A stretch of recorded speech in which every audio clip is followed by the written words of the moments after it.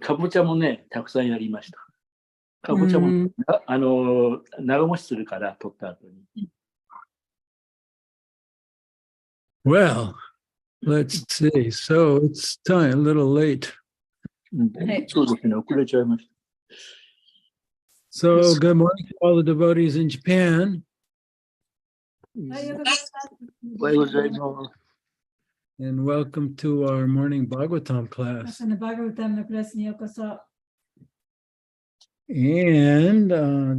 today we're on 25. So we'll chant Jaya Radha Madhava and then we'll have the class. Okay. ちょっとしばらくぶりですから、ちょっと。じゃあね。Oh, you want me to sing? Yeah. Radha Madhava Kunjabi Hari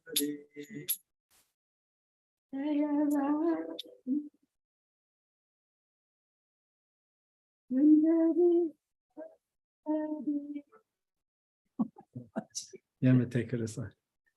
Gopi Jana Bala Girivanadari Gopi Jana Bala Girivanadari Yasodhananda Raja Jana Raja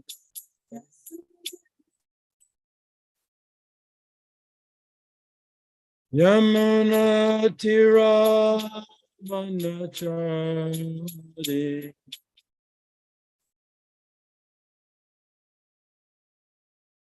Jaya Radha Madhava Kunjabi Hari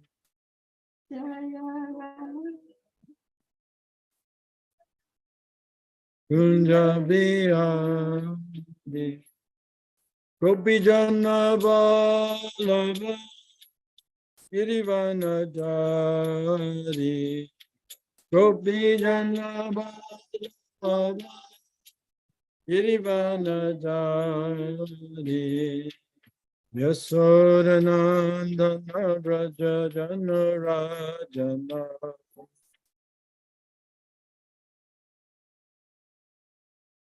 Yamuna Tira Vanachari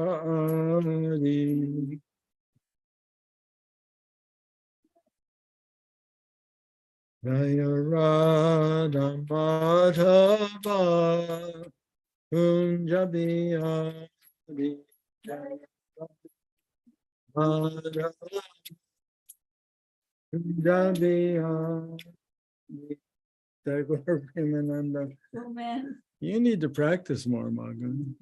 しばらくぶりでしたので、すみません。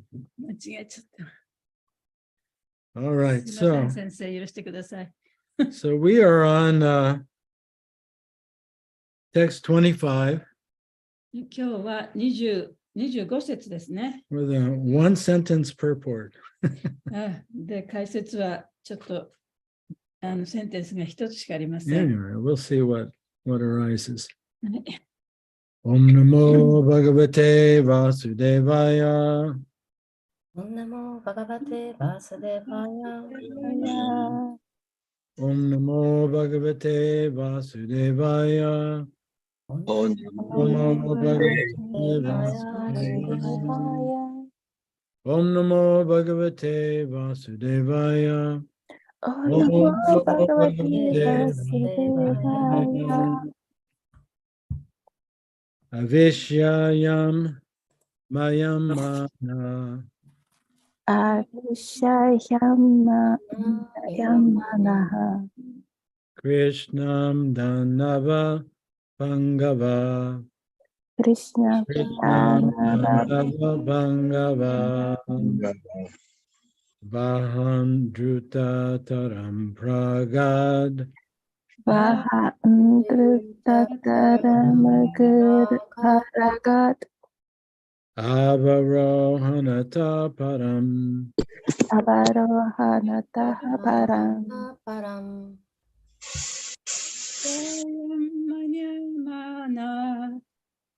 アビシャヒャムマニャンバナハ Krishnam Danava Pungava クリシナダナバプンガバハ Baham Drutataram Pragat バハンプルタタラムプラガー Avarohanata Param アバロハナタハパラ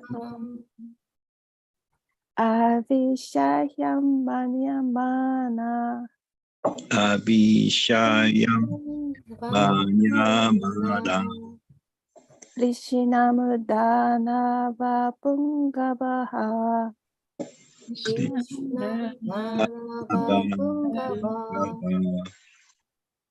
バハンドルタタランプラガー Adutaparam Praga アバロハナタハパラム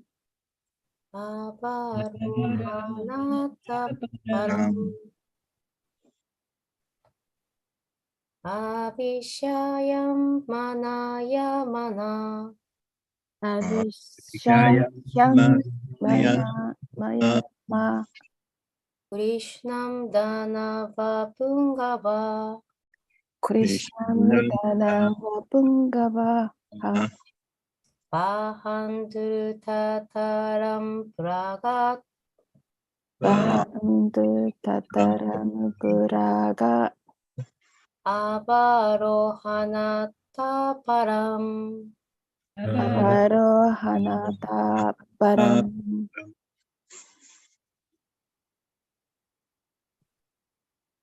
Abhishayam Manyamana アビシャヒャンマナヤマナ Krishinam Danava Pungava クリシナムダナバプンガバハ Baham Drutataram Praga バハンドルタタラムプラガ Avaroham Taparam バロハナタハパラム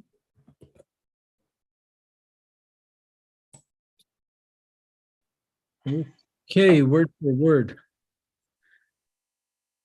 Avishaham, アビシャハン invincible.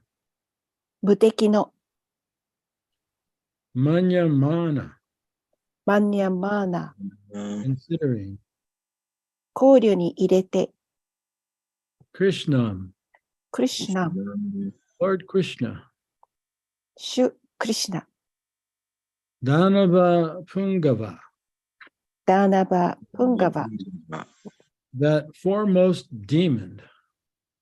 目の前にいるその悪魔 Vahan, ワハン carrying.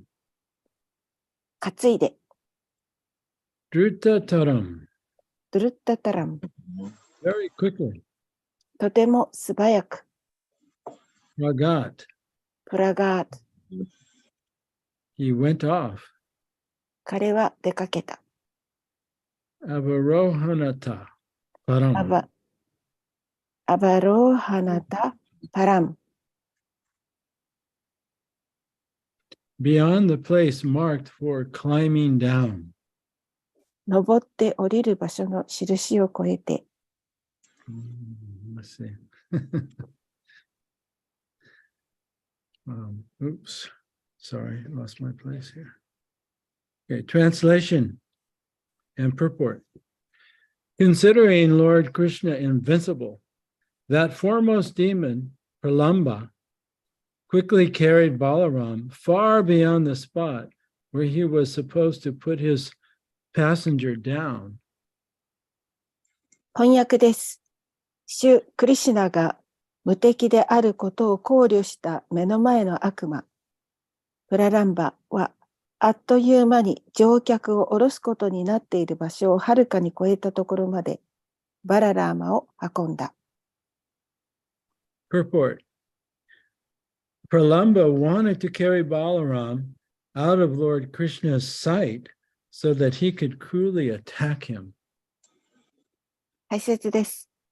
プラランバは、主クリシュナの見えないところまでバララーマを運び、残忍にも彼を攻撃したいと考えていました。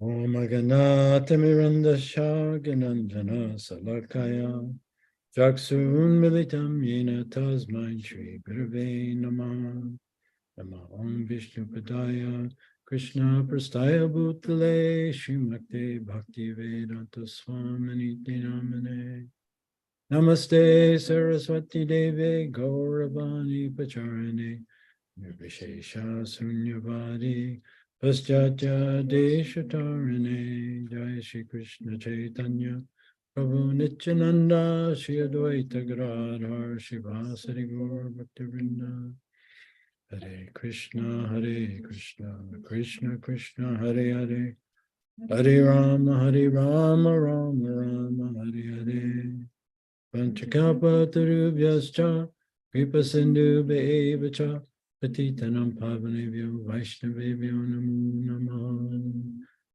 May all living beings be happy. すべての生命体が幸せでありますように。 May all living beings be free of suffering. すべての生命体が苦しみから逃れられますように。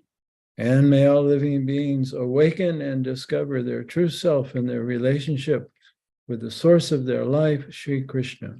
すべての生命体が目覚め、彼らの源であるシュリー・クリシュナとの関係の中での本当の自分を見つけることができますように。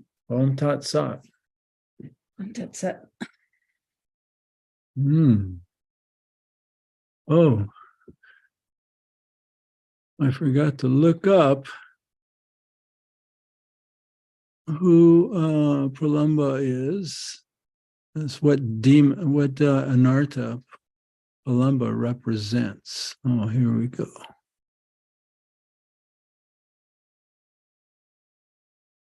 Let's see here.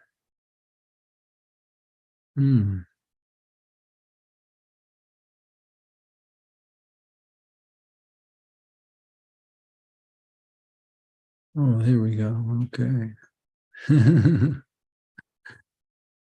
All right. Well, we'll get to it in a second. Okay. Sorry for the delay here. So in the story here, Krishna and Balaram, they're playing with the cowherd boys. この話の中で、クリシュナとバララマは牛飼いの少年たちと遊びまくってるところですね。And they were challenging each other to they divided into two groups.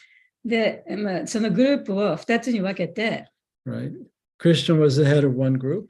で、クリシュナが1つのグループの一番上の人になって、And Balaram was the head of the other で group. バララマはもう1つのグループの一番上の人になった。 And they were challenging each other to different athletic skills. で、お互いにどんなことができるかできないかというやりっこをしてたわけですね。And whichever team won, the losers had to carry the winners on their backs. で、負けたチームは勝ったチームの人をの背中に乗せてね、運ばなければいけない。そういうルールがあったんですね。And so they had marked off, you have to carry the losers this far to this line. で、その時に、じゃあこの負けた人は、この勝った人を背負って、この線までね、こう運ばなきゃいけないって、この線をちゃんとマークしてたわけです。And so it's mentioned here that Pralamba, he wanted to be on Krishna's team. で、プラランバはそのクリシュナのチームに入りたかった。Yeah, because he didn't actually want to fight Krishna. というのは彼はクリシュナとは戦いたくなかったから。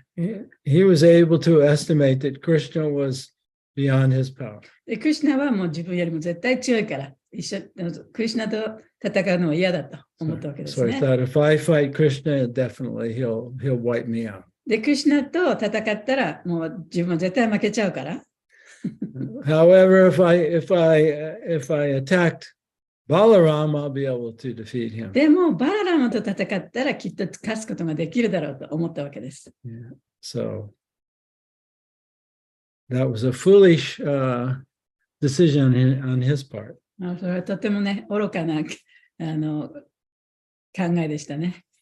You know, one thing I didn't understand until I read this purport. Of course, in the Krishna book, I'd read this story many times. で、そのクリシュナブックの中では、このお話を何回も読みましたけれども、ちょっと自分でわからないところがあったんですね。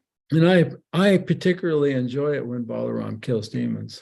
で、私は特にバララマがその悪魔を殺すのが大好きです。So this is one of my favorite ones. で、これは私のもう大好きなお話の一つです。But what I didn't understand, when reading the Krishna book, is that Pralamba, he's a demon, but he can assume any form he wants. でプラランバというのはその悪魔なんですけれども、どんな形を取ることも、どんな姿になることもできる、そういう悪魔だったんですね。So he assumed the form of a cowherd boy. で、ここでもって、その牛飼いの少年の一人のふりをして、ここで一緒に遊んでたわけです。But I always wondered, all the cowherd boys knew each other.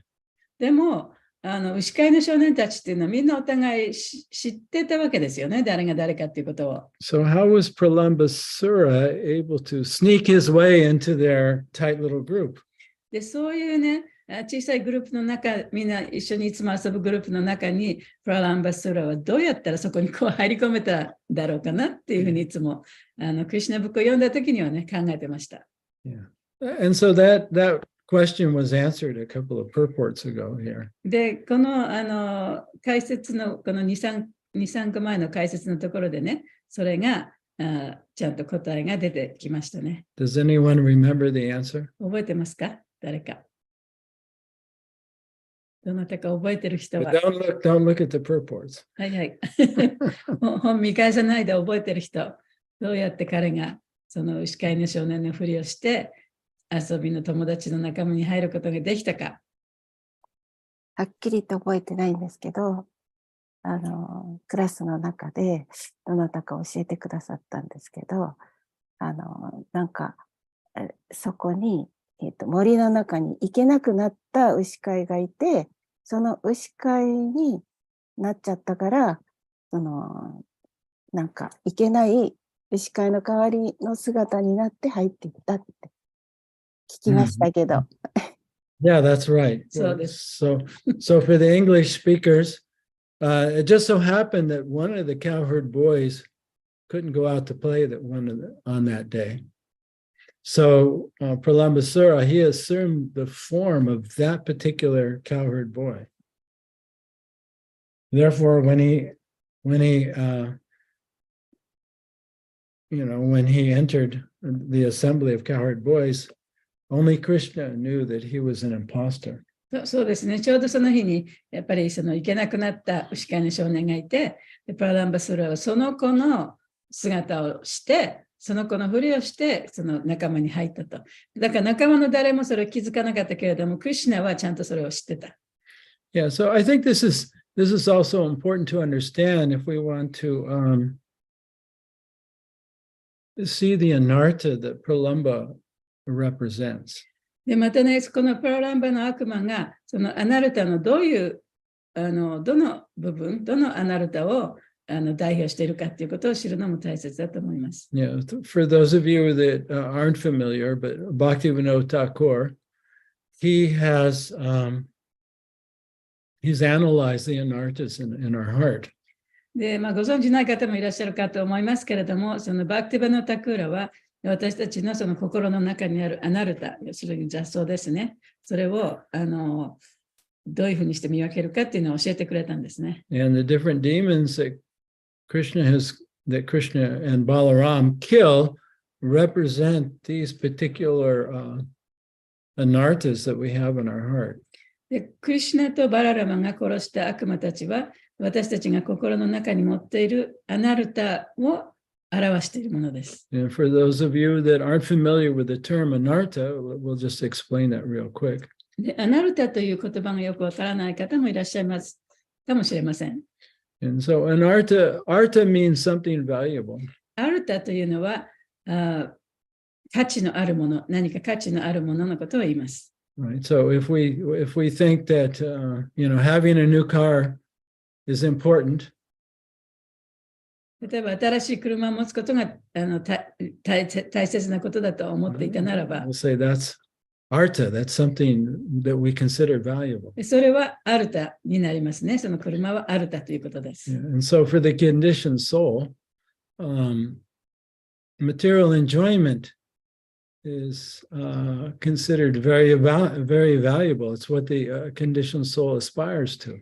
制約された魂にとっては、その物質的な快楽というものがとても大切なものになるんですね。でそういうものをみんな求めてるわけです。Yeah. In one sense, everybody wants happiness. まあ、ある意味、もうすべての人が幸せを求めているんですけれども、 And so an arta is something that we believe will bring us happiness. アルタというのは、その私たちに幸せをもたらしてくれるものということになり Yeah. ます。 So that particular thing has value. だからその幸せをもたらしてくれるその特定なものはその価値があるということですよね。And so what is the source of all anartas? じゃあ私たちのアナルタの源、ナルタはアナルタ。I said, what is the source of all anartas? じゃあすべてのアナルタのじゃあ源というのは根本というのは一体何でしょうか。 Right? If we could zero it down to one cause, 一つだけの原因があるとしたらそれは何でしょうか。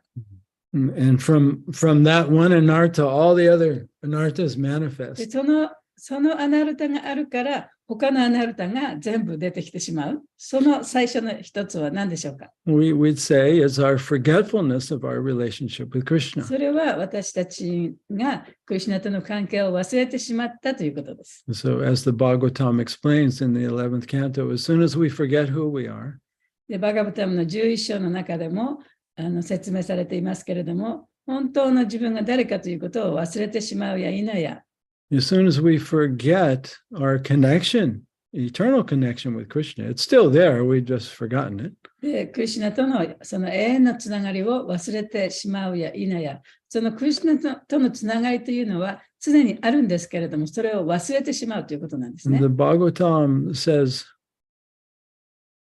fear arises. そこから恐れという感情が出てくるというふうにバガバタムは言っています。 Yeah, actually, terror. 恐れというよりももう、うん恐怖ですね。 But at the base of that is a feeling of incompleteness. でもその基本っていうか、その元になるものは、ベースオブなんだっけ？ベース Of that fear, yes. of the base of that anarta is a feeling of incompleteness. それは自分が不完全、すみません。不完全だと感じることです。 Right, the very first verse of Ishopanishad. シュリー・ショパニシャドの一番最初の説に、 Purnamada Purnamidam Purnat Purnamidashite Purnasya Purnamadaya Purnasheva Vasishyate, that the Supreme Lord is perfect and complete. 最高種というのは、その完璧であり、完全なものである。 And everything that emanates from the Supreme Lord is also perfect and で complete. 最高種から発祥するものはすべて完璧であり、完全なものである。 That means you and me and all of us それ are は perfect あ and なたであり complete. 私であり、他のすべてのもの、それは完全で完璧であるということです。 Yeah, so when you're feeling perfect and complete, you're at peace, you're happy. で自分は完全で完璧であるというふうに感じていれば、もうそこで自分を満足してハッピーになることができます。 But as soon as we are unaware of that completeness, でもその完璧さをね、自覚することができなければ、 because we're under illusion, というのは私たちはその幻想の下に、幻想のもとにあるからですね。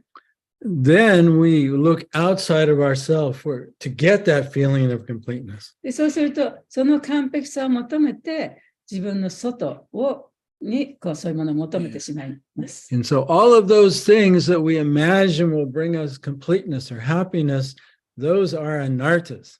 だから私たちが想像してこういうものが手に入ったら自分はハッピーになる、完全になると思うもの、それはすべてアナルタと言えます。Yeah, and they can manifest in a lot of different ways, で、 right? いろいろな形で私たちのもとにね、やってきますけれども、 Yeah, so that feeling of incompleteness, that wanting is an anartha, right? その不完全さ、その不完全さゆえに何かが欲しい、何かを欲するということ、それはアナルタですね。 Yeah, so we may think the opposite sex will make us happy. でもしかしたらその異性がね、私を幸せにしてくれると思うかもしれない。 Yeah, so why is that an anartha? で、なぜそれがアナルタになるんでしょうか。 Because it captures our attention. そのアナルタというのは私たちのその心をそっちに持ってっちゃうんですね。 Right? It's what we always think about. そのことだけを考えてしまう。 Right? We want to think about Krishna. で、私たちはもうクリシュナのことを考えたいと思っているんだけれども、 We want to chant Krishna's holy クリシュナ name. の聖なる皆を唱えたいと思っているんだけれども、 But we're thinking about the opposite sex. でも異性のこととしても考えてしまう。 Or we're thinking about being famous. あるいは有名になりたいということを考えてしまう。 Or if I do this, people will think I'm so good. で、なんかこういうことをやったらみんなにきっと褒められるんだなということばっかり考えてしまう。 And why do we think like that in the first place? で、なぜそんなことを最初に考えてしまうんでしょうか。 Because we feel incomplete. それは自分が不完全だと思うからですよ Because ね。 we're not aware of our perfect relationship with Krishna that we already have. で、私たちがすでに持っているクリシュナとの完璧な関係というもの、それを忘れてしまうからです。 Yeah, so these anarthas, they capture our attention. They distract us away from who we really are in our relationship で with そういう Krishna. アナルタというのは私たちの心をそういう方向に持っていってしまって、本当の自分であるということを忘れさせてしまいます。 Yeah, so that's part of the equation. でそれが、まあ、アナルタというものがどういうふうに動くかということの一部ですね。 Right? I feel like I'm incomplete. 私は不完全に感じると。 And I need something outside of myself to feel complete. で、私の外にある何者から、その自分の不完全さを埋めるためにね、何かが欲しいと。 Yeah, so you could say that is lust or それ greed. 情欲であったり、 I 欲望であっ want. たり、欲求であったり。 But then what happens if I don't get what I want? でも、そういったものが手に入らなかったらどうしますか。 Then that becomes anger. そしてそれは怒りになるんです Or ね。 sometimes I have to pretend to get what I want. You have to pretend? Yeah, if I pretend I'm like this or like that, then people will adore me. あるいは、その人に褒められるためにね、こんなふりをしたり、あんなふりをしたりしなきゃいけないかもしれない。 Then that's called deception. それは、偽りのことですよね。 So you can see how these anarthas just で expand そうやってアナルタがどんどんこう大きくなっていっちゃうんですね。 and they take on like different, anger, lust, greed, で、そうやって envy. 怒りになったり、妬みになったり、欲求になったり、欲望になったり、そういろんな形でそのアナルタが出てくるわけ Yeah, です。 so they look like different demons. だからそれらはあたかもね、そのさまざまな悪魔がいるような形になってますね。 And they prevent us from actually feeling happy. で、そういう悪魔は私たちをそのハッピーにさせることから、ハッピーにさせないものなんですね。 And they prevent us from experiencing the nectar of pure devotion to God. そして神への純粋な愛を味わうことから私たちをとどめてしまうものなんです Yeah, ね。 because they're opposed to each other. というのはそれは正反対の場所にあるからです。 Right? I've given the example of the monkey that puts his hand into the jar. で、例えば猿がね、その瓶の中に手を入れたと。 Right? And so we can't be free until we let go. でもその手をね、手に持ったものを離さない限り、その手をそこから抜け出すことはできない。 Yeah, だから so, そういった自分のアナルタを手放さない限り、私たちは自由になることはない。yeah. So as long as we're maintaining this false identity, this person we imagine ourselves to be, 偽の同一視、すなわち自分がこういう人物だという、そういう想像した自分ですね。その考え方を手放さない限り、they're opposed to pure devotion. でそういったものは純粋な献身、敬愛の気持ちの反対なものなんですね。Yeah, so we can't hold on to these anartas and at the same time experience the nectar of devotion. だから本当にそのアナルタを手放さないで一生懸命捕まえていながら同時にその献身の甘露を捕まえることができない。So Bhaktivinoda Thakur, out of his causeless mercy, he has identified these anartas within our heart. でバクティベノタクーラは彼のその言われのない慈悲から私たちにそのさまざまなアナルタというものはどういうものかということを分析して教えてくれてるんですね。And he's compared them to the different demons that Krishna and Balaram killed. そしてそれらのアナルタをクリシュナとバララマが殺した悪魔と比較しています。And the reason he's done this is so that we can observe our heart. で、彼がそれをやった理由というのは、そういうふうにしてみると、私たちは自分の心の中をちゃんと観察することができるから。So that we can recognize the anartas that we are harboring. そして自分が持ち続けているそのアナルタが何であるかということを見ることができるから。And we turn them over to Krishna and Balaram for purification. そしてそれを浄化させるためにクリシュナとバララマにお願いすることができる。So Bhaktivinoda Thakur, he says that Pralambasura, who's killed by it's the tendency towards licentiousness, personal gain, worship and honor. The licentiousness. It means like very lustful activities. その情欲に満ちた活動、あるいは、personal gain, it means we're strategizing. You know, we're not giving freely. We're always calculating. If I do this, if I say that, then I'll get this. で、その自分のね、利益のことだけを考えて、自分がこうやったら、こういうものが返ってくるんじゃないかな、こんなこと言ったら、こんなふうに言われるんじゃないかなという、そういう気持ちですね。Right? Or we want to announce to everyone, you know, I've done this service, I've done this service so that I'll be honored and worshipped. あるいはね、私はこんな奉仕をしたんだ、あんな奉仕をしたんだ。でそういうことを人に言うことによって、人からまた褒められる、そして崇め立てまつられる。Yeah, so the desire for personal gain. でそういうふうに個人的な利益が欲しいと思うことね。The desire to be honored and worshipped. そして他の人から尊敬されて、そして崇められたいという思い。Pralambasura, he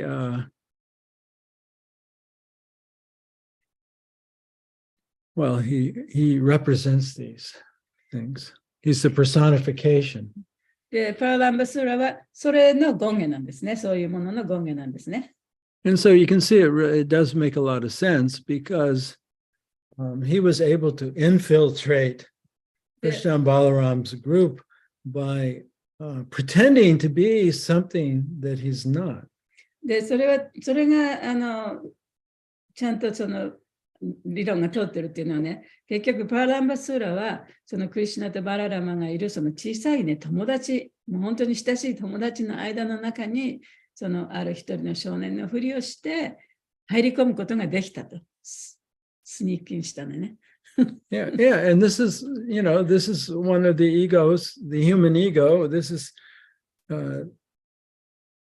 what it does. で、それはその人間のエゴの一つであって、人間のエゴがやることですね。You know, at the base, the human ego is all concerned about personal survival. で、その人間のエゴの一番の基本となるところ、一番の元にあるものは、what was that? The ego is concerned about personal survival.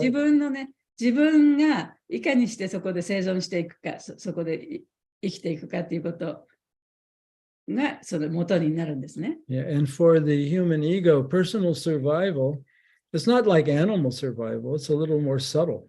で、人間のそのエゴのその生存していくための生存するっていうのは動物の生存というのはちょっと違ってもっともっとその微妙なものなんですね。Yeah, so for human beings, they survive in groups. で人間というのはグループの中で一緒に生存していく。So the human ego is always calculating, how do I advance in the hierarchy of the group? だから人間のエゴというのは、そのグループの中で自分はいかにしてこの上の方に行くかということをいつも考えているわけです。Right? How do I get respect?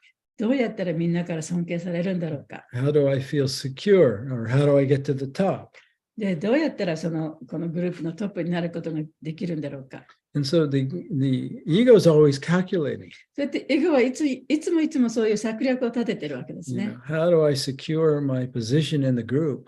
で、グループの中で自分の地位というものをね、どうやって確立していくかっていう計算をしているわけです。You know, so this calculating tendency of how to gain personally, this is pralambasura. こういうふうにね、その自分の利益になることをどうやったら自分の利益を得ることができるかというその計算、それをパラランバスーラは代表しているわけですね。Right? If I can just carry Balaram beyond this line where Krishna can't see me, I'll be able to kill Balaram. で、ただこのバララマをもうクリシュナが見えない辺まで、この線の向こう側までね、連れていくことができれば、バララマを殺すことができるだろうと彼は思ってたわけです。Yeah, and then the human ego, it wants to be honored in the group. で、人間のエゴというのはね、やっぱりそのグループの中で称えてもらいたい。Yeah, because that secures one's position in the group. One then feels very secure. そうされることによって、そのグループの中で自分の立場というか地位というものがね、ちゃんと確保されるわけですからね。Yeah, and that's very easy to confuse. That feeling of security in the group is very easy to confuse with advancement in devotional service. でそのグループの中で感じるその安定した感じというのは、その精神的なね、グループの中、What was the spiritual one?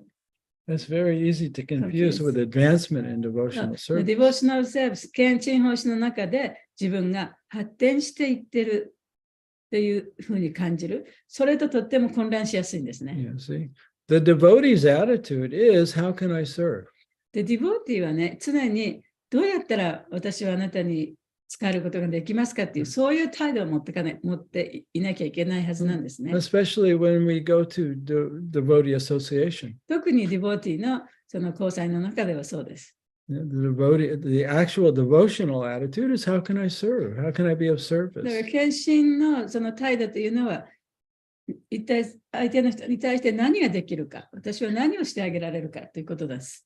But the pralambasura in our heart can hijack that attitude.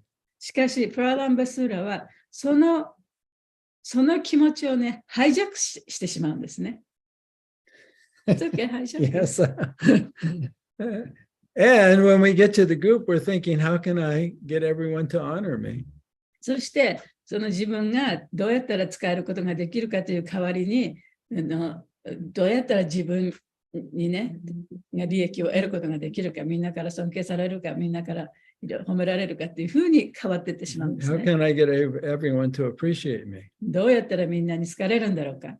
Yeah. So in that instance, the bhakti creeper is not getting any nourishment, but the human ego is getting all kinds of nourishment. でそういう状態においては、そのバクティの植物というのは何の栄養も与えられてないし、その代わりに人間のエゴが一生懸命栄養を吸い取っているようなんですね。Right. Yeah. So not to make us feel bad, because we all have the human ego. で私たちはみんなね、その人間のエゴを持ってるわけですから。And we're all going through this process of anartha nirvriti. そしてそのアナルタニルビティのね、過程を踏んでいるわけですから。Which is, it's really it's the highest thing we can do in the material world is to go through this process of anartha nirvriti. It's the most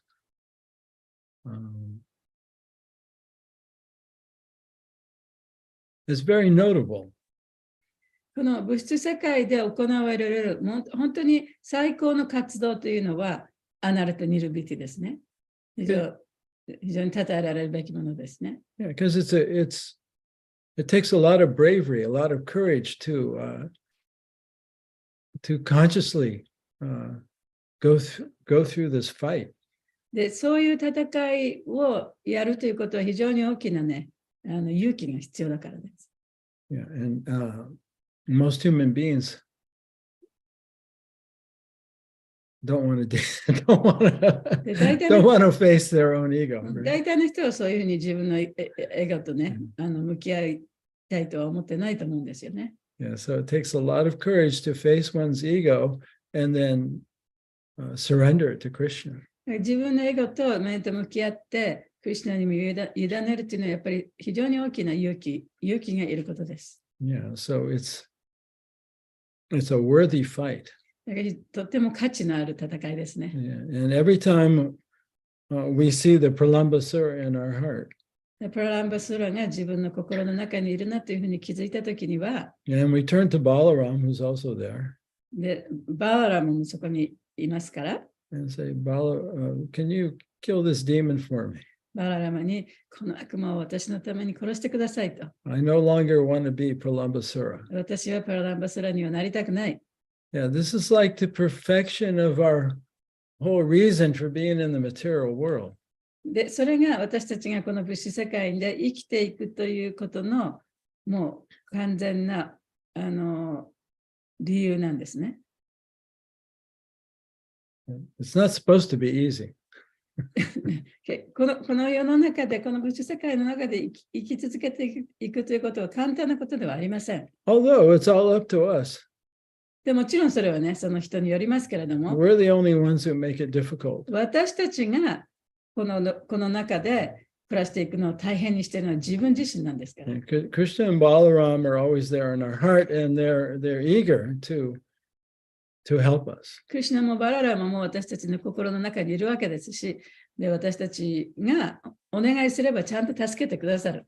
So every time we recognize the anartha in our heart and we turn it over to Krishna and Balaram, we're sure they help us. 自分のアナルタ、心の中のアナルタに気づいて、それをクリシュナ・バララマに取ってくれるようにお願いすれば、もう絶対にね、そのクリシュナとバララマはそれを私たちを助けてくれるでしょう。Yeah, so we are creating our own suffering. 私たちは自分で苦しみを作り上げているだけです。Yeah, by trying to hold on to the illusion. それはその幻想をしっかり握りしめて離さない。Yeah, trying to hold on to the pretense. そしてそういういろんなふりをしている、それをやめない。Although the human ego is always terrified and always afraid. で、人間のエゴというのは常にその怖い怖いという恐怖の状態にあるんですね。Yeah, so often this feeling of fear that arises out of the ego is enough to make us stop and not continue with the fight. そしてそういう恐れが心の中から出てくるから、ここでも自分は戦うことをやめようというふうに思ってしまうわけです。And Pralambasura, he appeared very strong. もちろんプラランバスーラはとてもね、強そうに見えましたね。But he was no match for Balaram. でもバララマにはとてもかなわなかった。As we'll see. で、そのことが、後々わかりますけど。Balaram easily smashed him. バララマはね、もう簡単に彼を殺してしまいますよね。Yeah, so, you may say, well, why doesn't Krishna just, take away our anarthas? Why do we have to struggle? で、じゃあクリシュナがなんでね、私たちのアナルタを簡単に取ってくれないのか、なんで自分がそれでもって苦しまなければいけないのかというふうに思う方もいるかもしれません。Why can't I just chant one holy name purely and it all be, gone and taken care of? もうその一つだけね、一回だけ聖なる皆を本当に純粋に唱えるから、そしたらクリシュナがその残りのアナルタをすべて取ってくれたらいいのになと思うかもしれないですよね。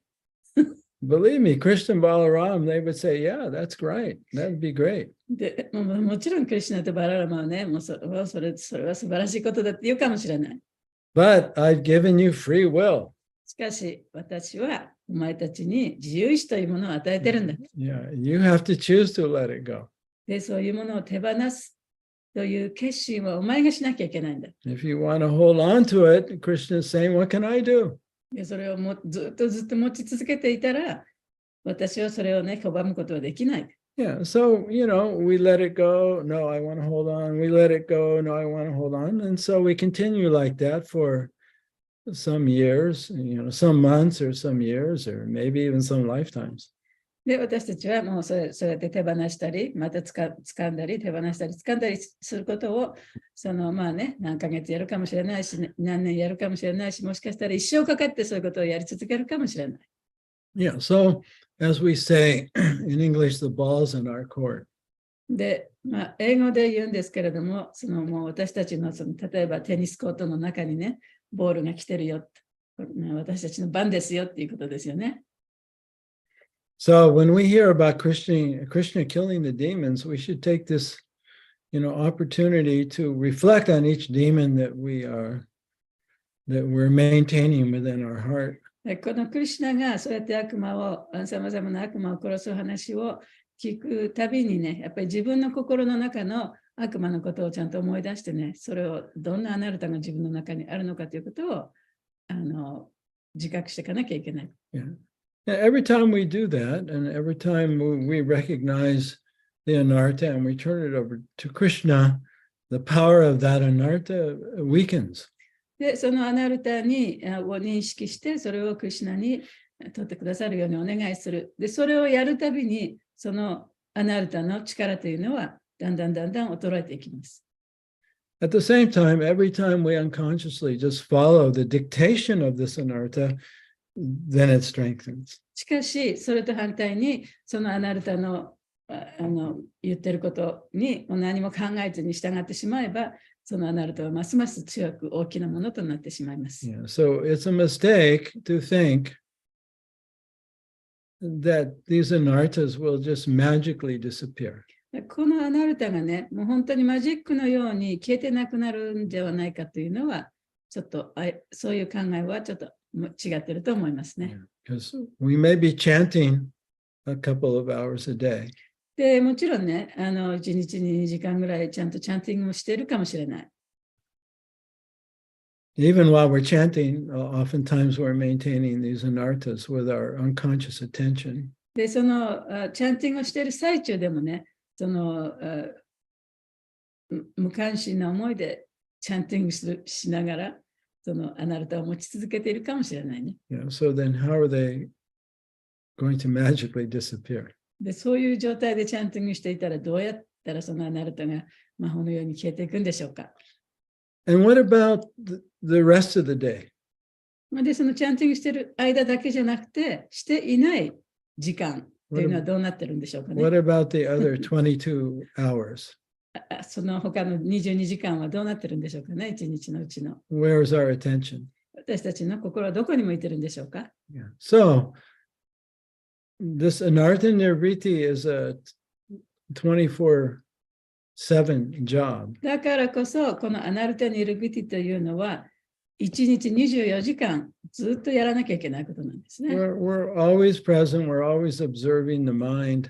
常に自分をプレゼンス、今の状態において、マインドを観察している。And we're constantly in contact with the super soul. そしてスーパーソウルと常にコンタクトを持っている。Recognizing the anartha. そしてアナルタを認識して、and turning it over to the Lord within. そして心の中の主にそれを助けてくださいとお願いする。Yeah. And so that's the process of anartha nirvriti. それがアナルタニルビティの方法なんですね。And therefore the acharyas have gone to great lengths to explain to us where the anarthas are, what they are, so that we can become aware of them, so that we can turn them over. だからアチャリアたちは私たちに、じゃあアナルタというのは一体どこにあってどういうふうになって何なんだということをちゃんと教えてくれてる。そういうものを認識して見つけることによってそれを乗り越えることができてだんだん浄化されていくことができる。So they've given us so much help. でそうやってもう本当にたくさんのヘルプを私たちにくださってるんですね。So gradually we will overcome. だからやがては私たちはそれを乗り越えることができるでしょ It's practically guaranteed. う。もう本当に実際問題、それはもうギャランティー。But how long it will take is up to us. でもそれがどのくらいの時間かかるかっていうのは個人個人によりますね。 And it's not up to anyone else. で、それは他の誰にも、誰も他の誰かがやってくれることではないです。So any comments or reflections? コメントとか感想とかありますか？心に残ったこととか。質問です。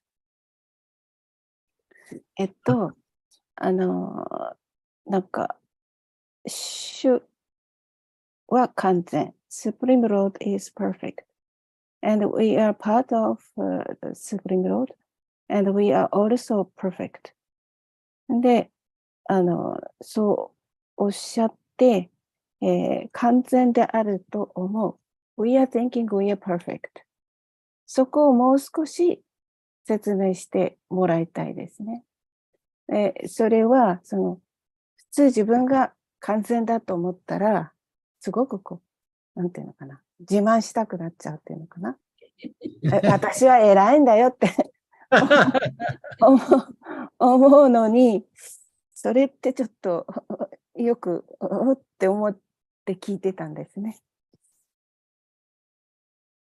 Okay, so はい。英語で言った方がいいんじゃない？英語で言ってください。ね。When we are thinking we are part of the Supreme Lord, so we are perfect. But we think we are perfect. That depends on, I'm not sure. In materially, we think we are perfect. Then we become so much proud. And maybe spiritual, if we are perfect, I suppose we become so humble. Because the scripture don't explain. So can you explain about the perfect in detail? yeah, so we are perfect and complete. 私たちは perfect and complete、私たちは完全完璧である。Because we emanate from the perfect and complete one. というのは私たちはその完全完璧であるクリシュナから発祥したものだから。Yeah. If we see the truth of ourselves, その本当の自分の真実というものをちゃんと見ることができたならば、then we feel happiness and we feel fulfilled. もうそれで心が満たされ、そして幸せに感じるはずなんですね。That means if we're not feeling that way all the time, でそれは私たちがそういうふうにいつも感じていないということにもなりますね。then we're under illusion to one degree or another. で、そういうふうに完全完璧であるというふうに感じてないときは、私たちはその何らかの形で幻想化にあるということになります。We're thinking I'm this mind and body 私はこのマインドであり、このボディであると、肉体であるというふうに考えているわけですよ with ね its。human ego, で人間のエゴであると考えているわけですよね。and we're feeling incomplete. そうすると、自分は不完全だというふうに感じる。Yeah. So anytime we feel angry, だから例えばその怒りを感じたとき、anytime we feel fear, 恐れを感じたとき、 anytime we feel sad, 悲しみを感じるとき、 these are the three basic emotions of the human ego. 人間のエゴの3つの基本的な感情というのはそれなんですね。怒り、悲しみ、恐れ。These are, we'll feel pain, actually. でそれを感じると痛みを感じます。And it's actually a signal that we are, that our view of ourself is imperfect or illusory. それは自分をその偽って見見ている自分、本当の自分を見ていないということの印でもシグナルでもあるんですね。Yeah, it's out of alignment with the truth. だから本物と自分のその真理というかね、そういうものとそぐわっていないということになるんですね。Right? Our physical body also has the same warning system. で、私たちの肉体というのも同じようなその警告のシステムがあるんです。Right? If you touch something hot, で例えば何か熱いものを触ったら、 or you touch something cold, あるいはすごい冷たいものを触ったら、 or you bend your arm too あ far, るいはその腕をね曲げすぎたら、 or you cut yourself, どこかを切られたら、 you feel pain. 痛みを感じます。 The pain has a purpose, その痛みっていうのには目的があるんですね。 and that is to protect the body. それは体を守るために痛みを感じるわけです。 Yeah, so our emotions also have a purpose. だからその感情というのにもやっぱり目的があるんですね。 They're to alert the soul that you're living in illusion. それは魂に、今あなたはその幻想の中に生きてるんだよっていうふうに私たちに教えてくれるんですね。 Right? You're living in illusion, you're not living in the truth of who you actually are. で、本当の自分であるというその真実で生きてない、幻想の中で生きてるよっていうその警告がその苦しみとか痛みになってくるんですね。 Yeah. So for the devotee or for the yogi, those emotions stimulate one to look within to see where's the illusion. だからそのヨギにとっては、あるいはディボーチにとっては、そういった感情が、その痛みが、じゃあ、こういったその痛みが出てきたときには、自分の内面を見つめてごらんという、そういう警告になるんですね。Right? I'm feeling dissatisfied. 私は今ちょっと不満足だと。Just like, Vyasadeva. でビアサデーバもそうでしたね。Right? After he wrote the Vedas, でベーダを書いた後に、編纂した後に、after he wrote the Mahabharata, マハバラタを書いた後に、 after he wrote the Puranas, プラナを書いた後に、 he felt dissatisfaction. 彼は不満足だ。それでも不満足だった。満足できなかった。 And that was an alert. That was like a warning sign that went off within his heart. そうやって彼がその満足できなかった。そこでそういう感情を感じたときは、それはその何かに気をつけなさいというサインなんですよね。警告されてるんですね。You're not seeing something. それをちゃんとね、分かってないと。So he couldn't figure it out. で、彼はそれが一体何なのか分からなかった。So he asked his spiritual master, Narada Muni. そして、だから自分のスピリチュアルマスターのナラダムニに尋ねたんですね。 Why am I feeling dissatisfied? なんで自分はこんなに不満足な感じをしてるんでしょうかと。 And he said, because you haven't expressed complete pure devotional service to Krishna in your writing. それはお前がクリシュナへの純粋な献身奉仕のことを完全に書いてないからだよというふうに先生が言ってくれた。Yeah. So if we're not feeling happy, でだから本当にハッピーに感じていなかったら、 if we're not feeling complete, で自分は完全だというふうに感じていなかったら、 and we're looking outside of ourselves for で completeness, その完全さを求めて自分の外にそれを求めていたとしたら、 that dissatisfaction that we're feeling is actually our alarm system going off. そういう不満足さっていうのは私たちが持っているその警告システムの一つなんですね。Was that helpful? はい、とても役に立ちました。話を聞いてて、その完璧であるっていうことは、クリシュナ意識において完璧である。そうであれば、その、クリシュナ意識において幸せである。クリシュナ意識において満足している。それが私が感じた完璧です。Yeah, we've all heard that the soul, the qualities of the soul are eternal, conscious, and blissful. That's our nature, right? その魂の質としてね、魂というのは永遠であり、喜びに満ちて、知識に満ちているということはみんな知ってると思いますよね。Because we emanate from とい Krishna. うのは私たちはクリシュナから来てるから。So if we're not feeling that way, でそういうふうに感じていなかったら、 that's an indication that we're in illusion. で私たちはその幻想の中で生きているという警告になるんですね。Which is helpful. Otherwise, we'd never progress back to our natural state.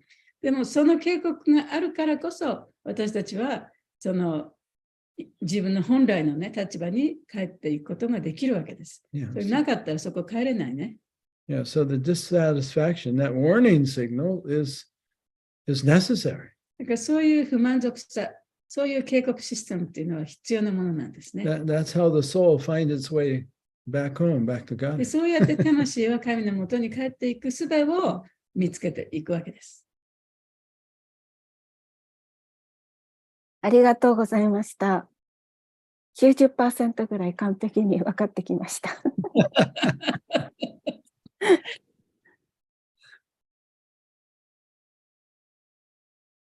質問なんですけど、いいですか？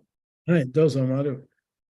感想と質問なんですけど、最初、今日のプラランバスーラのテーマの話を聞いてて、そのプラランバスーラのそのアナルタ、称賛されたい自分が認められたい、で、自分がなんか上に立ちたいとか、で、そのためにいろいろこう考えて、いろいろしようとするっていう、そういうお話を聞いてて、最初に、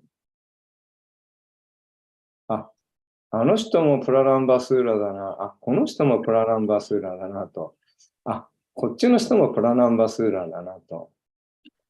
正直言ってね、最初なんか人のことに当てはめてしまう。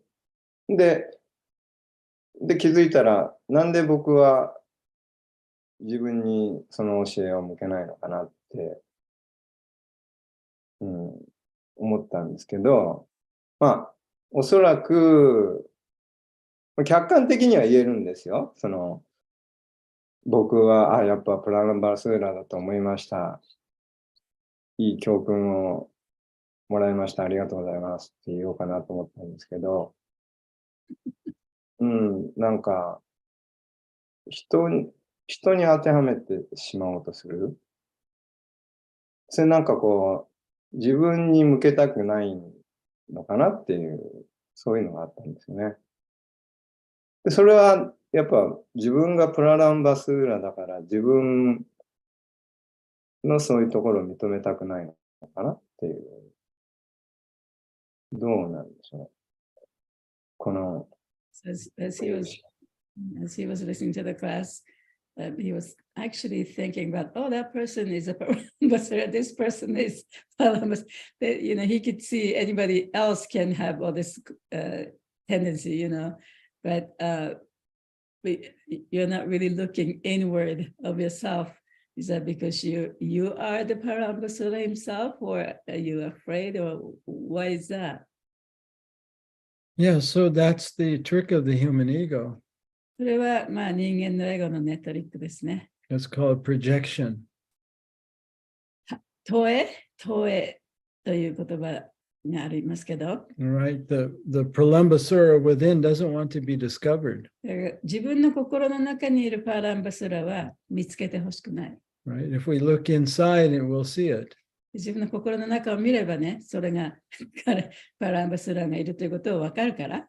And so we project outside. だからそれを他の人に投影するわけですね。Just like when we become angry. 例えば誰かが怒ったときに、and we blame somebody. 他の人のせいにするね。Below the anger is fear. その怒りの水面下には恐れというものがあるんですね。Or a feeling of inadequacy. あるいは自分はちょっとダメだとか、劣ってるとか、そういう気持ちがあるわけですね。So that doesn't want to be seen. で、それは誰にも見せたくない、見てほしくない。So if somebody, criticizes us, 誰かが自分の悪口を言って批判した。then that fear of inadequacy is felt, right? でその自分がダメだっていうことがちゃんと自分の中では感じてるんだけれども、But that quickly turns to それ anger, が怒りとなって外に出てくる。 and we're blaming the そ person. して、そんなこと言ったって言って、相手の人をまた責めまくる。 You made me feel bad. 私をこんなふうに感じさせたのはお前だとか言ってね。 But actually, I'm feeling bad because I'm under illusion. でも、自分がそういうふうにダメだと思ってるのは、自分はその幻想化にあるからダメだと思ってるわけで、 But the ego can't accept that. エゴはそれを認めたくないね。 So immediately projects out. だからそれを相手の人に投影してしまう。 Yeah. So the only reason we see Pralambasura outside of ourselves is because of the Pralambasura inside of ourselves. そうだからパラランバスラを他の相手の人たち、どこかね、他の人たちに投影させるのは自分のパラランバスラをやっぱり見たくない。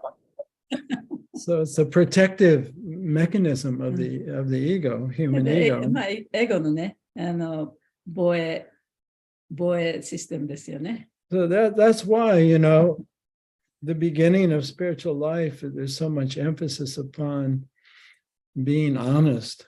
だからその精神生活の初めの頃はね、本当に自分に正直になるということが強調されるのはそこのところです。 And from honesty arises humility. そしてその正直になるとそこから謙虚さが出てくる。 Yeah. So when we can see, the illusion within ourselves, で自分の中のその幻想というものをちゃんと見出すことができれば、 right? When we can see Pralambasura within 自分 ourselves, の心の中のパランバスーラを見ることができれば、 that takes so much honesty.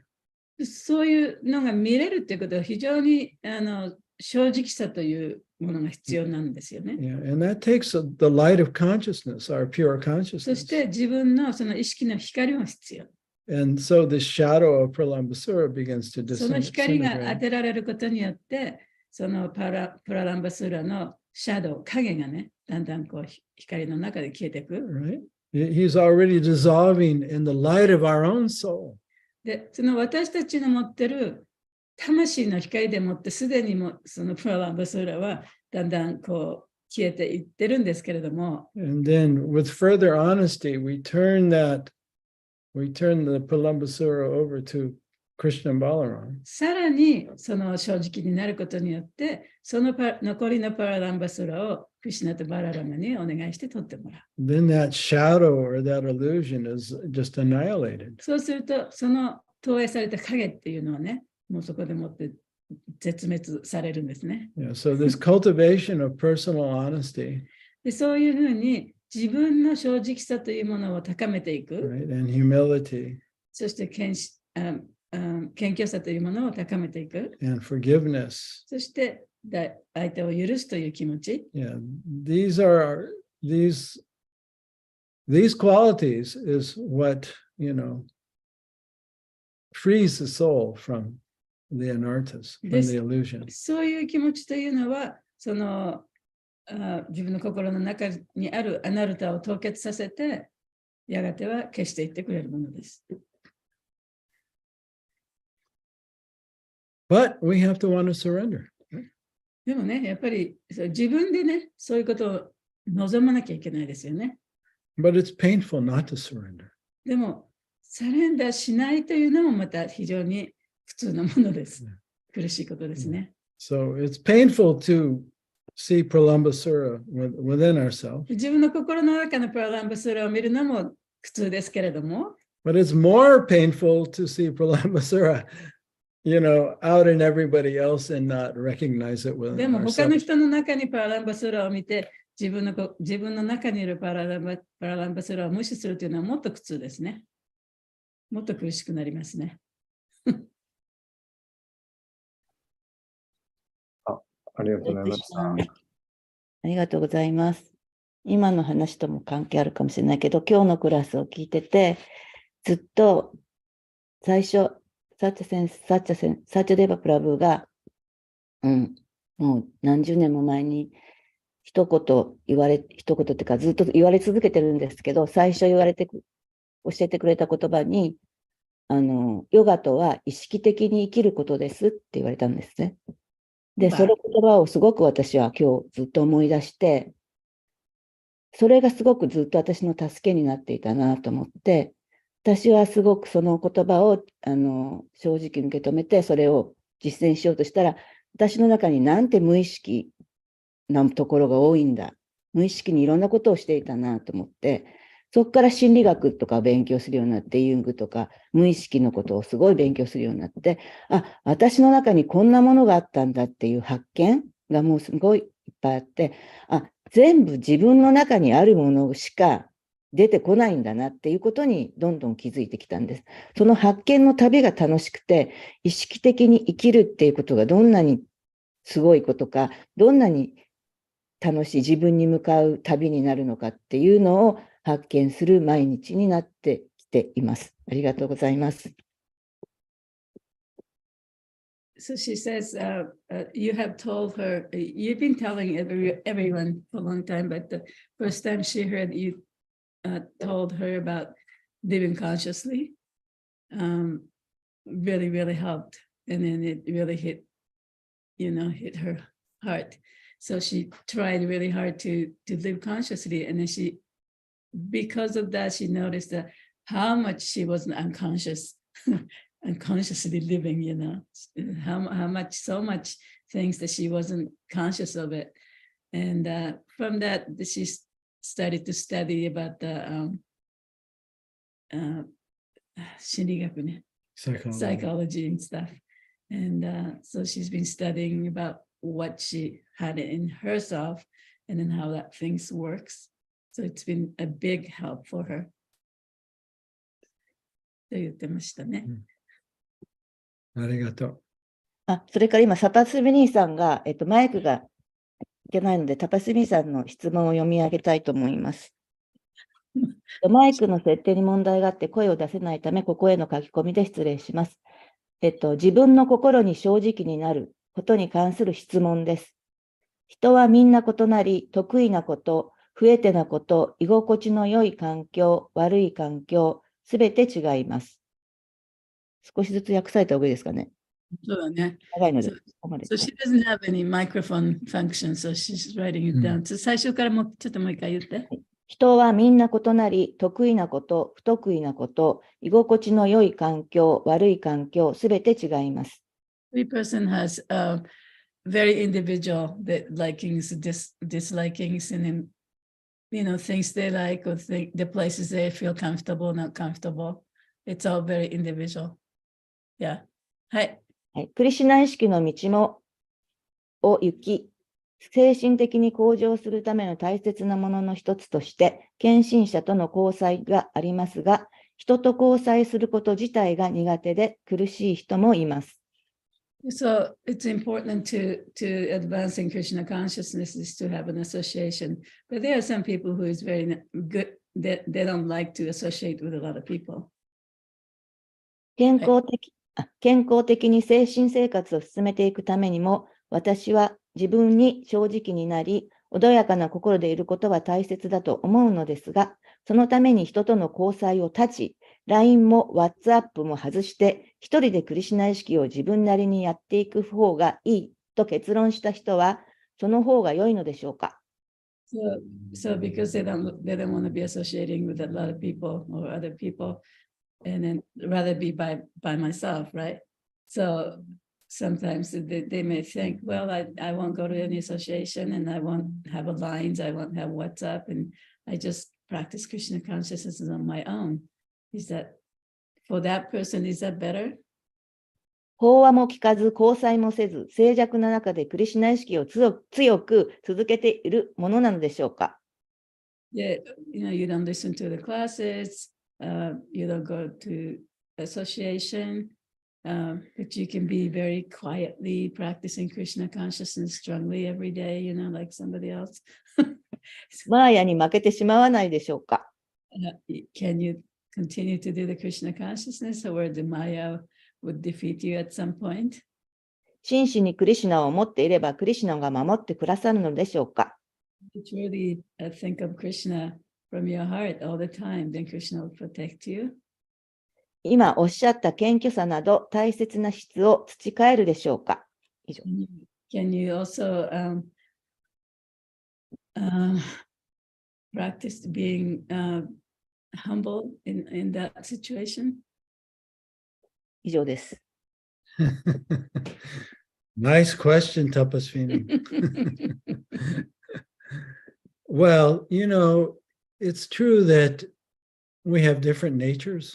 い Right? やもちろん私たちにはね、それぞれのその個人的なその性格質があるということは、現実ですよね。Yeah, basically, there's two different natures. 基本的には2つの性質というのがあります。 Some people are more introverted. で非常にその外交的な外面的な人。 Yeah. So being around too many people or too much excitement tends to make them tired. でそういう人はそのたくさんの人の中にいたり、そういう人との交際を持つことっていうのはちょっと疲れてしまうことですよね。And they kind of regain their self and their energy by being alone. でそういう人は一人でいることによってまたエネルギーを蓄えることができるね。 And some people are more extroverted. あるいはその外交的な人もいる。 They don't like being alone. 外交的な人っていうのはさっき言ったのは内向的な人ね。で今言ってるのは外交的な人は一人で いたくない人ね。 Right? They feel lonely. で一人でいるともう寂しくてしょうがない。 Yeah. And when they're in a big group, they feel energized. でたくさんの人と一緒にいてグループがあってね、その中にいると非常にエネルギッシュになっていくね。 Now, our society tends to favor the extrovert and criticize the introvert. で社会的にはね、その外交的な人をちょっとこう持ち上げてね、内向的な人はちょっとこうあまりよく見ない傾向がありますけれども、 But they're just different. で That's も all. それはいいとか悪いとかじゃなくて、ただ違う傾向があるということだけに過ぎません。 And so it's okay to be an introvert. It's okay to be an だから extrovert 外交的でも内向的でもそれはどっちでも構わない。 within reason, right? でもそれはある程度の問題ね。 Now, both of those, can be avoiding their anarthas and avoiding that process of cleaning it up.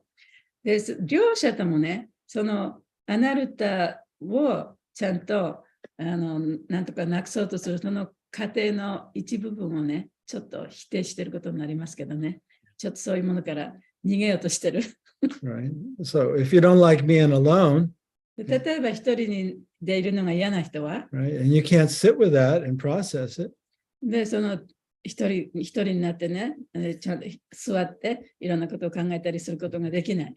you can't feel good about yourself それを自分自身で、この一人で自分がいるということに、 without being in a large group. その大きなグループの中でいなければ、一人の自分というものでもって満足できない状態になっているということですよね。 Then you got work to do.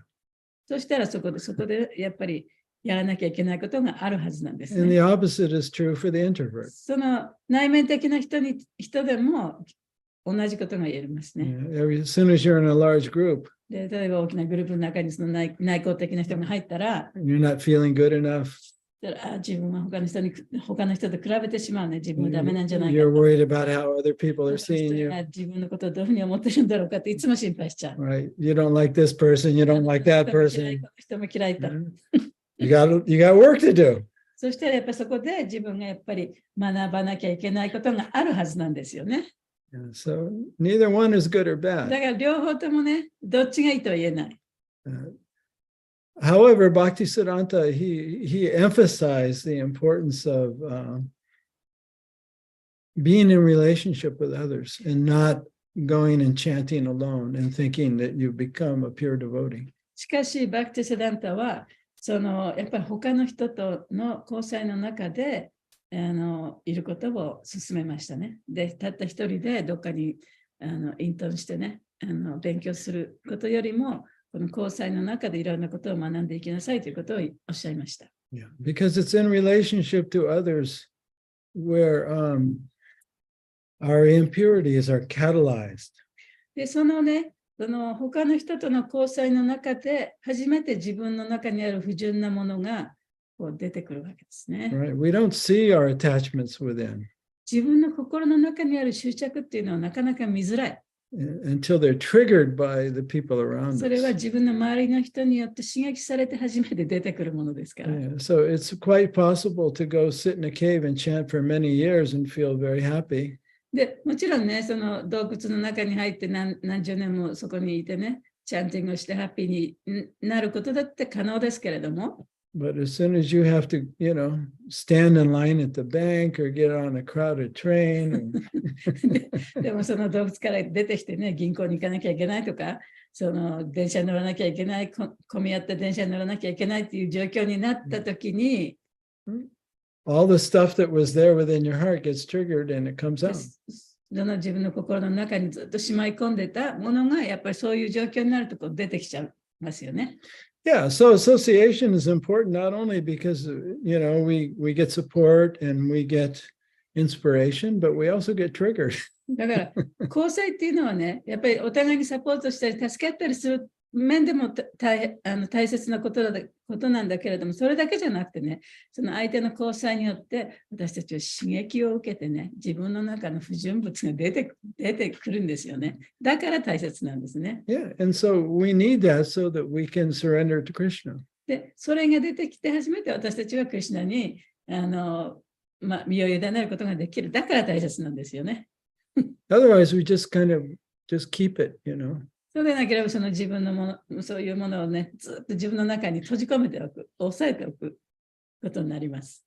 But eventually it all comes out. もうやがてはいつかは必ずどっかで出てくるんですけれどもね。If not this life, then another. でもしこの現世でもって出てこなければ、また来世でね、同じことをやっていかなきゃいけない。Because if we start to watch, how we're triggered day to day, で、毎日毎日ね、どうやって自分はどんなその刺激を受けて何が出てくるかということを毎日毎日観察してると、we start to see how Krishna he's like the orchestra. He's the conductor of the orchestra. And で、he's just arranging this to happen, that to happen, ク this リ to シュナが happen, ね、 that to もう happen. それぞれの人にね、毎日毎日、これを起こして、こういうことを言わさせて、あの人にこういうものを出させて見せてあげようっていう、その、オーケストラの、指揮者みたいにね、みんなのすべての人のことを見てくれてるっていうのが分かるようになると思います。Very specific to trigger our particular illusion. 私たちのその特定な幻想、それをね、ちゃんと刺激してくれるわけですね。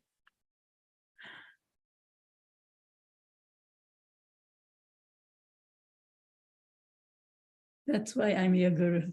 That's right. 大先生です。ありがとうございます。一ついいですか？どうぞ。やっぱ交際が強調される、交際が強調される、交際が大切だって強調される。で、それも本当にそう思うんですけど、そのグループからそのラージグループからまたはコミュニティから、抜けていくっていう、でそこで例えばこの朝のバガワタムっていうクラスに、出ていた人が出なくなったりとか、でまたはそういう、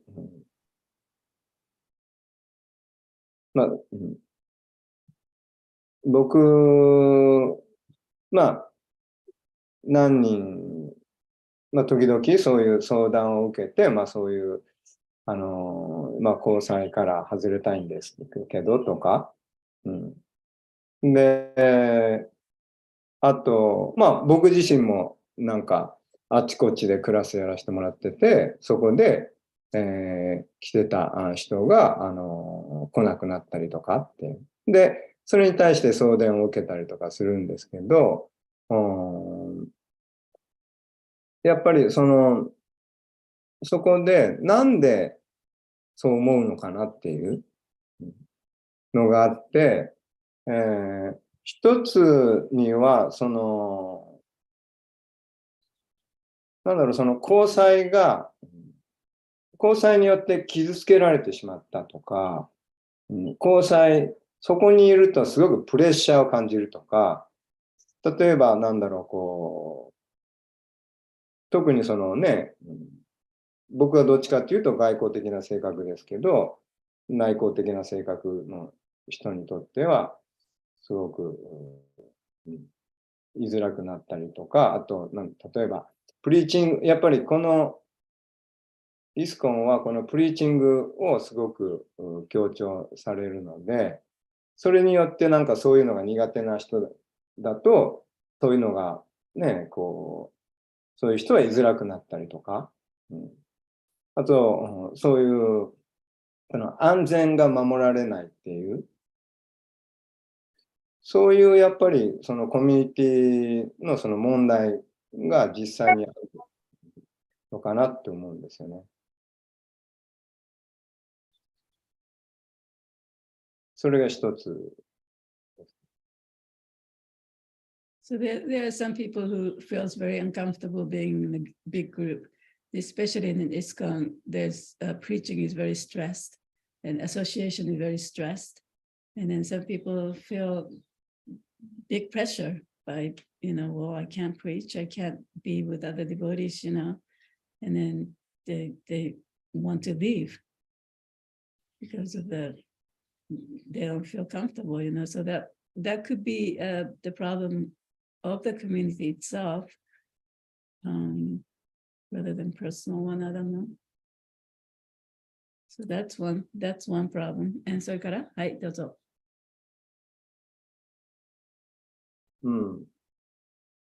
そうですね。あと、その、交際、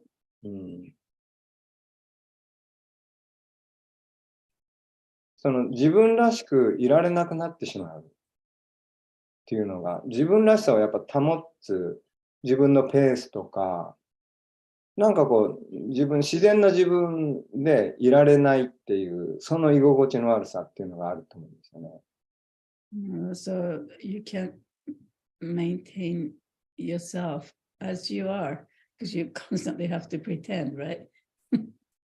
なんかみんながこれやってるから、やんなきゃいけないっていうような、なんかこう同調圧力的な。日本人ってよく、特に、そこがよく言われるんですけど、同調圧力っていう。So there are a lot of pressure within association, and then some people feel so uncomfortable in that association, they have to leave, なんで来ないんだとかね。例えばね、サンデーフィーストに、はもう行かなきゃいけないみたいな。サンデーフィーストに来ないとなんで来ないんだとかね。If you don't come to Sunday feast, 多分みんなと同じであるべきだっていうような。it is to be like everybody else. なんかテクナットハンっていう人が言ってたアソシエーションの定義っていうのはすごく僕にとって魅力的だなと思ったのは、アソシエーションっていうのはその人がその人らしくいられることをサポートし合うコミュニティがその、アソシエーションだ。サンガだっていう意味だって言ってたのが、僕にとってはすごくそれは、そういうアソシエーションに参加したいし、僕がもし作るんだったら、そういうコミュニティを作りたいなって、思ったんですよね。The association is to support each other so that each person can be as they are, whoever they want to be. So that's if he is to make association, that's how he wants to make it. And then that's how the community should be. Just to support each other's individuality within reason, right? I totally agree with you, Maru. Yeah, so let's try and create a community like that. It's not easy because it's human nature, in groups, especially organized religion, to want everyone to conform. and then the individual gets eliminated. やっぱり組織化された宗教のグループの中ではやっぱりね、みんなにやっぱり同じようなことをしてもらいたい、同じような考えをしてもらいたい、同じような格好をしてもらいたいっていうのが往々にありますから、It's not easy ね。あんまり簡単なことではないけれども、みんなでやっぱり協力して、そういうね、お互いにサポートして、一人一人が自然体でいられるようなコミュニティを作っていくように、皆さんで頑張りましょう。And I would say, if we want ISKCON, to remain relevant and survive as an institution, we have to become more and more like that because the world's changing. やっぱり世界も変わってるからね、イスカンがこのやっぱり末永く続いていくためにはね、その組織そのものもそうやって変わっていかなきゃならないと思いますね。Yeah, the younger generations are leaving organized religion specifically for all the reasons Maru mentioned. やっぱ若い世代の人たちがその宗教から足が遠のくっていうのは、やっぱり今マドさんが言ったようなことが原因でね、自分らしくいられない、こういう組織の中にはいたくないっていう人がたくさんいるからだと思います。Yeah, so if you ask them, are you religious? They'll say no. だからそういう人たちにね、あなたは宗教的ですかって聞いたら、みんなノーって言うかもしれないで But す then ね。 if you ask them, are you spiritual? でもあなたはスピリチュアルですかって聞いたら、They say yes. イエスっていう人がいるね。だから宗教に属してなくても自分はスピリチュアルだよっていう人はたくさんいると思います。Yes. 小さなグループがたくさんあった方がいいですよね。大きなグループに何か人を取り込もうっていう。So rather than having a big group and then having, a lot of people to come into this, join the group, but it's, many small groups are nice. That's true too, but then you have to look at the premise, the beliefs of the religion and why is there so much emphasis on, say book distribution or Harinam or preaching, it goes back to the actual beliefs that are being propagated and the point of view that's being propagated. それはね、やっぱりその宗教が置かれている立場っていうかね、どうしてこの宗教がこういうふうになったかっていうことを考えなきゃいけない。例えば、なぜこの宗教の中でプリーチングとか、説教とかね、本配りとか、ハリナマとかそういうものがなぜこんなに強調されているのか。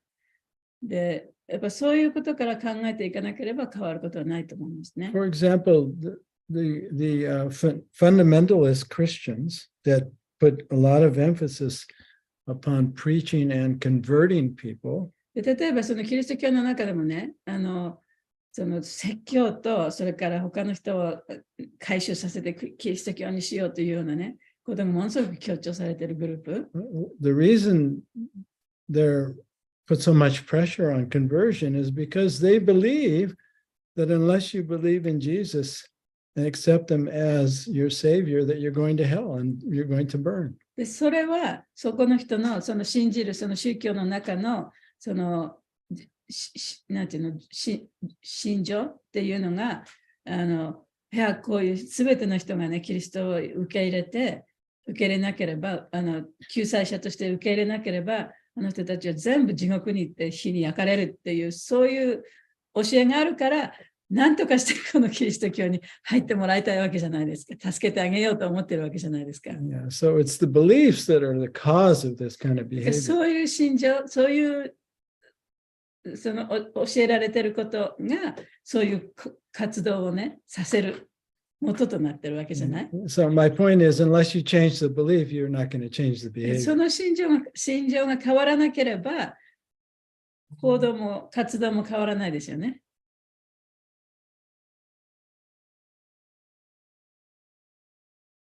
だからね、キリスト教の人にとったらもう私たちはもうこういう人たくさん人を助けてね、回収させてキリスト教にして救ってあげなきゃいけないと思ってるわけじゃない。冗談、そうでなければあなたたちは地獄で火に焼かれて永遠に苦しむわけだから。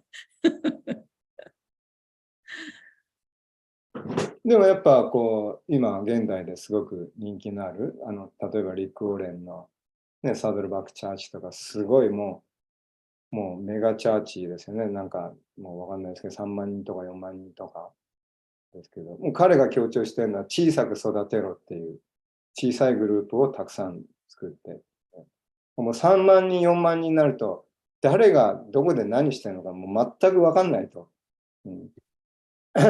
でもそこにはもう愛し愛し合うことっていう、そのルールしかないって、そこには。その教会は、ルールが他にないですよね。立法連の。Yeah, you want to keep it personal. いろいろマニュアルとか、奉仕のマニュアルとかはあるんだけど、すごく理想的で魅力的だから、人がこうね、来るんだと思うんですよね。ありがとうございました。ハレクシナ。タバスミさんがもう一個質問があるそうです。自分にとって啓発を受ける人と自分にとって啓発を受ける人との交際を続け、プレッシャーを受ける人との交際を避ける。つまり交際を選んで良いのでしょうか。Is it okay to choose the association? You have association with the people who inspires you, but you avoid association that you feel pressure. Is that okay? Well, it's natural. Natural だそうですよ。Right? We naturally will be drawn to those who inspire us. やっぱり自分が啓発を受ける人と交際したいと思うのはナチュラルですよね。And those who are miserable, why would we want to be around them? そうやっぱりいつもハッピーでない人との交際をね、なんで続けていかなきゃいけないのと思うじゃないですか。Unless we're also miserable, then we like that. でもお互いにね、そういういつも不満言ってるような状態だと不満を言い合って楽しむような交際もするかもしれない。Yeah. So if we want to pressure others, we'll like to be around those who are pressuring others. だから他の人にね、プレッシャーを与えることが好きな人は、やっぱりそういう人との交際を望むかもしれないですね。Right. And a lot of it goes back to what is your fundamental belief. それはやっぱりね、一番元のところで自分は何を一体信じているのかっていうところに戻ると思うんですよね。自分にとって一体何がこの宗教の中でも何が一体大事なのかと。Why do you believe the way you believe? なぜ自分はこういうふうに信じているのはなんでこういうふうに自分は信じているのか。Yes, those who are very, very attached, fundamentalist type of religious beliefs, they're very uncertain and they don't like that feeling of certainty. So they grab onto it's this way, で、そういうふうにね、極端な考え方を持っている人っていうのは、やっぱりなんていうの、こういう感じか、こういう考えが正しいという、その自分の心情にとっても執着しているわけですよね。だからそれに応じた活動が一番大切だと思ってるから、そういうふうになってっちゃうよね。And you can't tolerate anybody who's 他の different. 人が他の考え方を持ってきたり、他の行動をしたらもうそれ我慢できない。これが一番大切なんだからと思ってしまう。Whether you're in a large group or a small group. それはね、大きなグループでも小さなグループでも同じこと言えますけれども。